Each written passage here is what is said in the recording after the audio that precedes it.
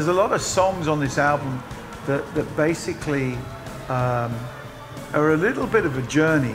They'll have a main song and a hook, and then they'll wander off somewhere, or one song will have an end piece where Eric runs off to the end of the studio and does a little piano thing.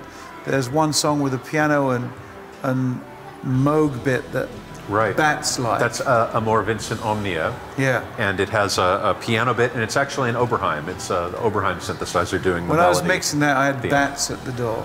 Right. There's a very high synthesizer in there that actually Willow, my dog, when every time that song was on, used to come into the studio and see what was going on. Right. Well, I kept modulating the synth part, and obviously on a synthesizer you can keep going until you fall off. Up to supersonic until you can't hear it anymore.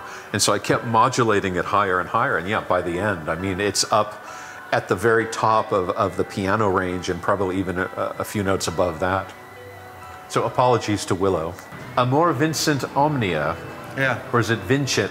How do you say that in Latin? You can say Vincit. Vincit. It's like a cross between a V and a W. Okay. Which is a bit like the start of one of my favorite movies, Bram Stoker's Dracula. Yes. Where Gary Oldman plays Dracula and says, Vince, Vince. So it's nothing to do with the guy called Vince. It's kind of the opposite way around. That sounded a bit like the monster in Young Frankenstein, actually. Oh, yeah. The way you did that, but... Yeah. Right. Peter Boyle. He'd be extremely popular. Yes. Yeah. He would. You're saying his hands and his fingers would all be increased in size? Oh, he'd have an enormous swanstocker. So, it was kind of cool and something we wanted to do. Eric had this, may I say, in front of him, brilliant synth part for the chorus. Did you do it on Oberheim? It's done on the Andromeda. I was on the Andromeda. Right. I know a guy who was involved in inventing that. Yes, you do, Yeah. in fact. Very well. Right. Had this really, really cool part. And one of my favorite movies, and really it's sacrilege to say it, one of my favorite books and one of my favorite movies is Great Expectations. I think it's been, I know it's been redone in probably 10 years ago or so, but the original with John Mills and the black and white one is just fantastic. And Sir Alec Guinness, original Obi-Wan Kenobi. He was, for those of my generation. He was Pip's roommate. Yes. And it's a great story. It's a little bit of kind of similar to the book She Stoops to Conquer, but the wrong way around. And I bet that was probably influenced by Great Expectations. But that movie, as a child, really drove something into me, and I lyrically always wanted to do a song that was directly about Great Expectations. So much so that we actually have got a mix of it with footage, audio footage from Great Expectations. From the film, yes. From the film, but we had to take it out because we hadn't got clearance yet. Right.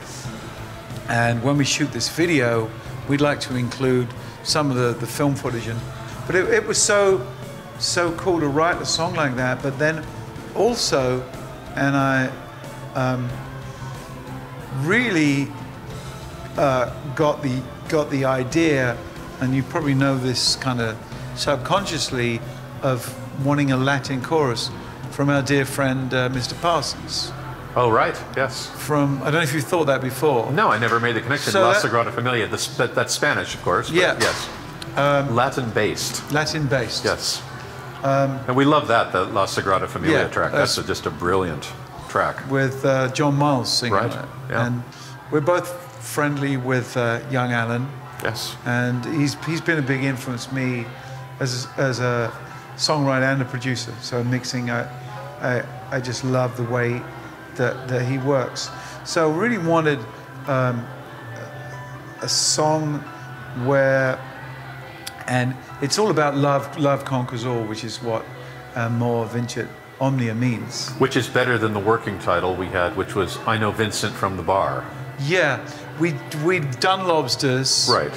And Jane Mansfield, so I Know Vincent from the Bar is probably better, but we're not the first band to do that, of course. No, right. There was Scrambled Eggs. That's right. There was scrambled eggs. There were scrambled eggs. There were scrambled eggs. Try to be grammatically Indeed, yes. correct from those Liverpudlians. Right. So it was really nice to actually marry this wonderful synthesizer part with a kind of operatic chorus. Right.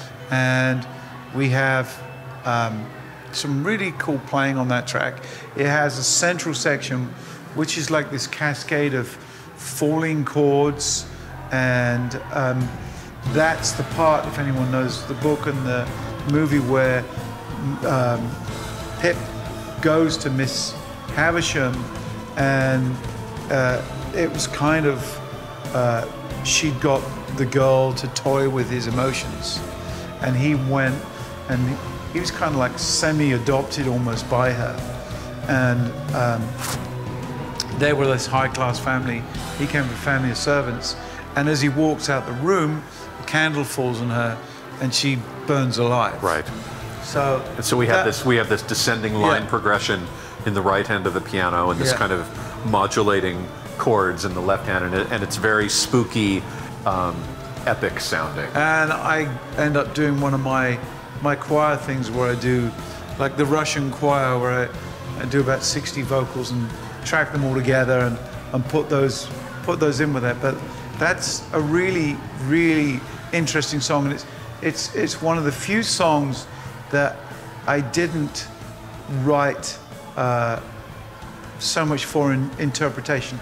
Can be interpreted as just a love story, but I think this was one of the few that's like, this is what it is, and this is what I want people to know what it's about.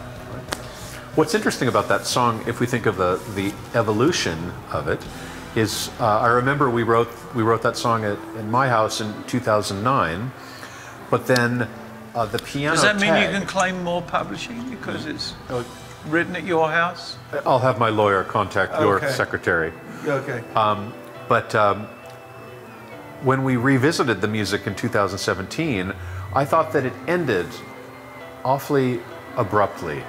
It was this big, epic chorus, and then it just plays the last chord, and that's the end of it.